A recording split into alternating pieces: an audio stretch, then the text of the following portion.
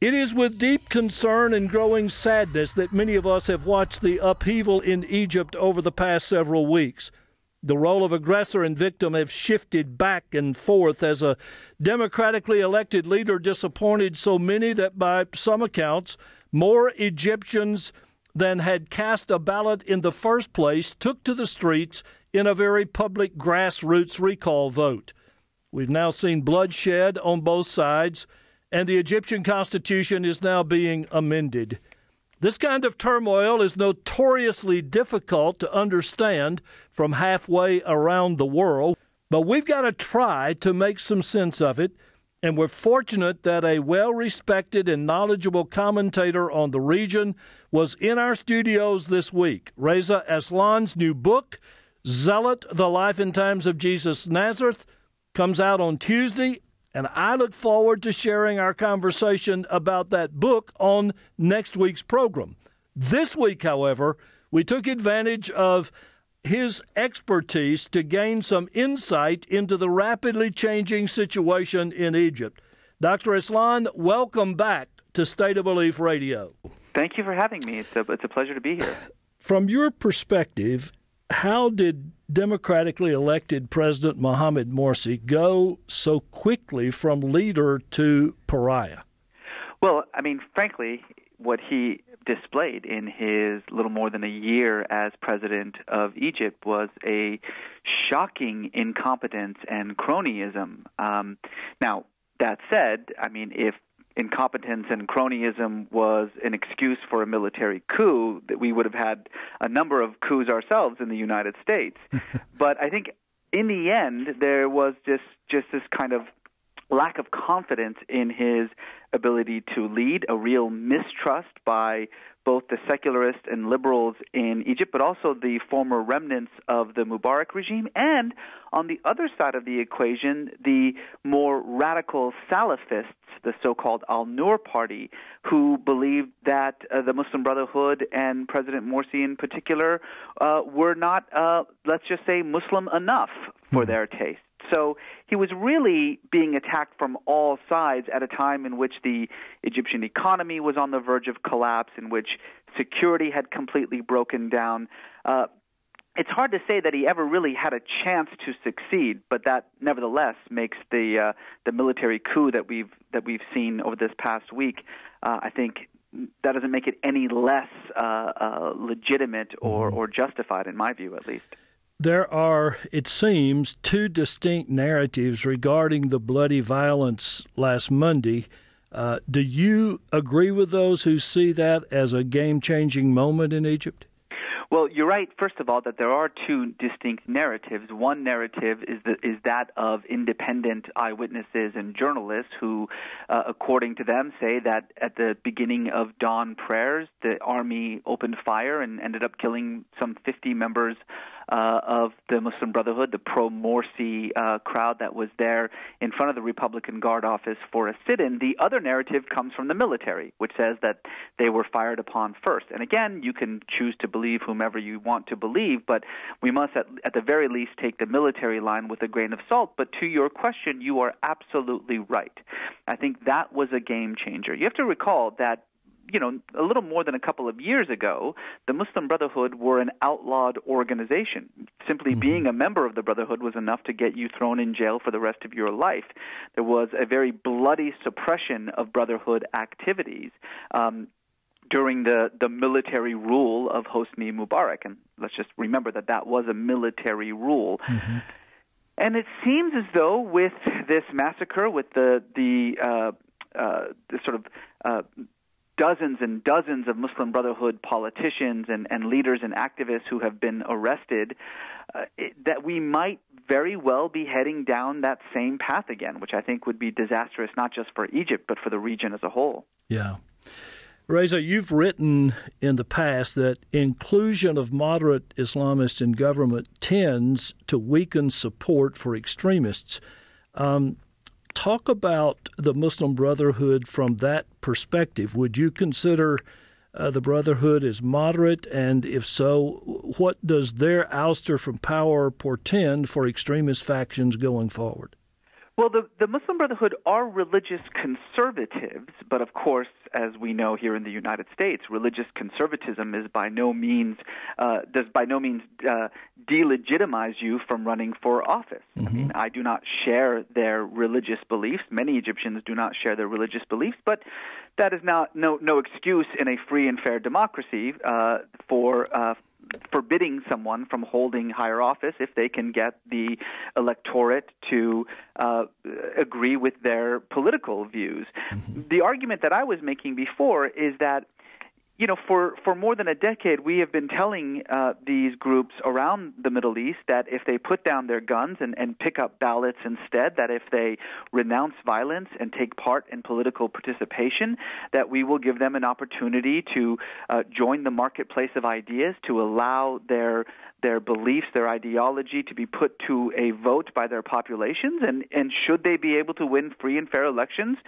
we will give them an opportunity to at the very least fail at being a legitimate political entity. Mm-hmm.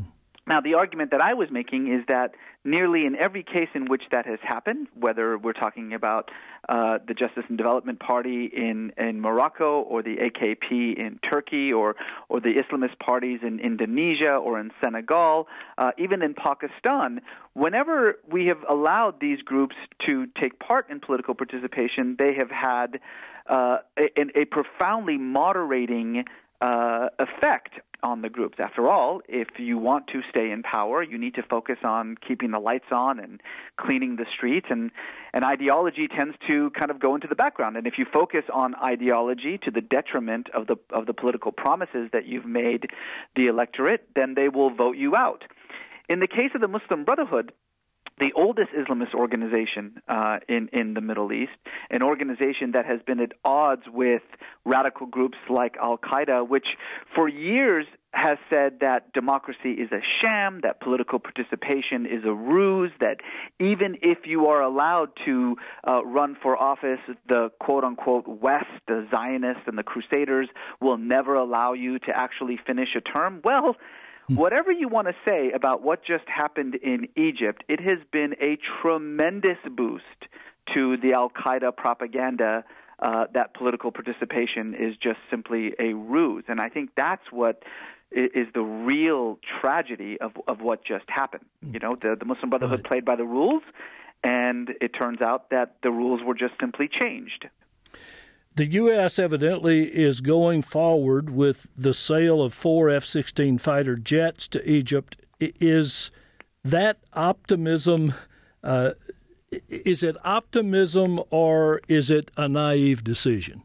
Well, on the one hand, I mean, from the U.S. perspective, the argument of the White House is that this order was placed, it's part of a larger order that was placed many, many months ago, and that this is just simply the United States fulfilling the commitment that it had made to the Egyptian military, while it is still considering whether it will continue aid or not.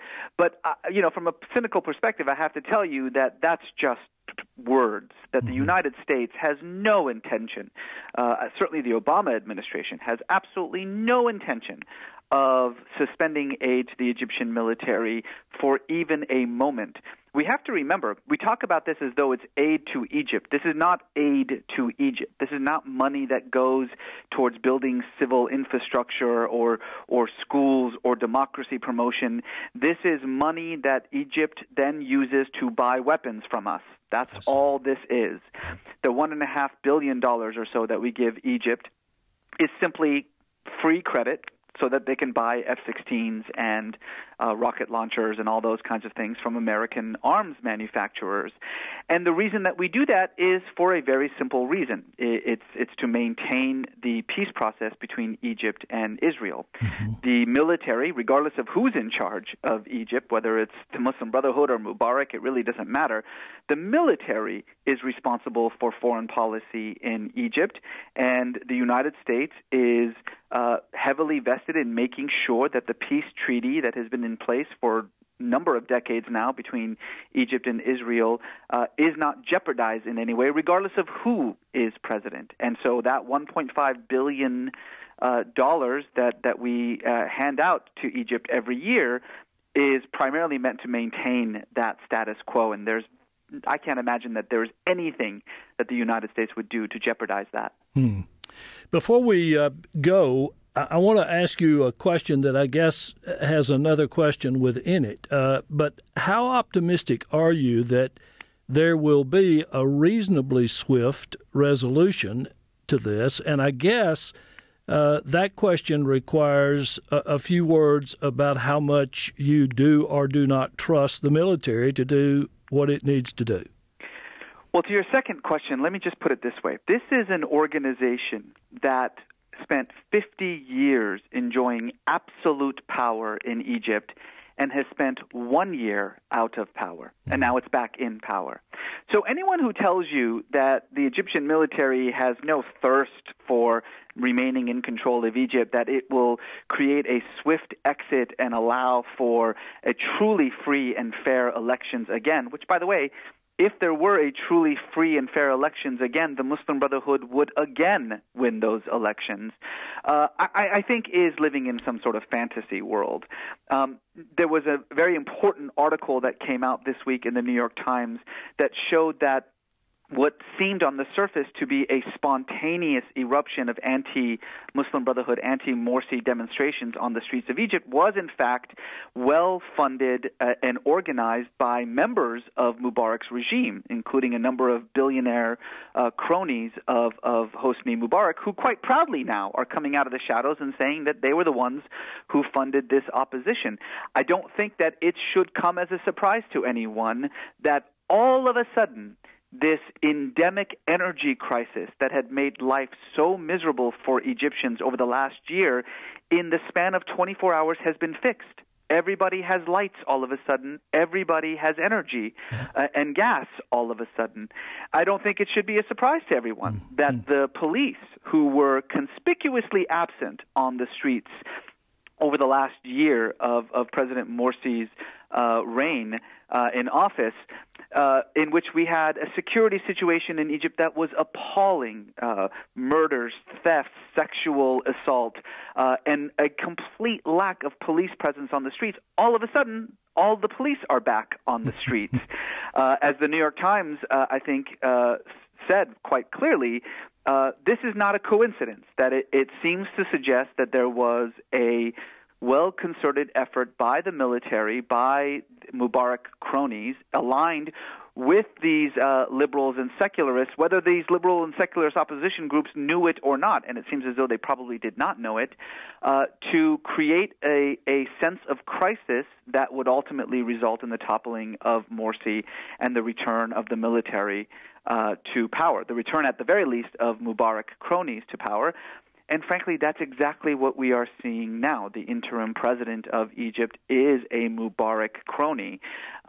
So, you know, I would love to say that I feel optimistic about what's happening now, but to be perfectly honest, I would not be shocked if we're having the same conversation a year from now and Tahrir Square has another 14 million people demanding yet again an end to military rule. Reza Aslan is an Iranian-American writer and scholar of religions. His best-selling books include No God But God, The Origins, Evolution, and Future of Islam, and Beyond Fundamentalism, Confronting Religious Extremism in a Globalized Age, both terrific books. His brand-new book, Zealot, The Life and Times of Jesus of Nazareth, comes out on Tuesday from Random House, and you'll be able to hear more about it on next week's State of Belief. For now, Dr. Aslan, our great thanks for delving into the worrisome and complicated situation in Egypt with us.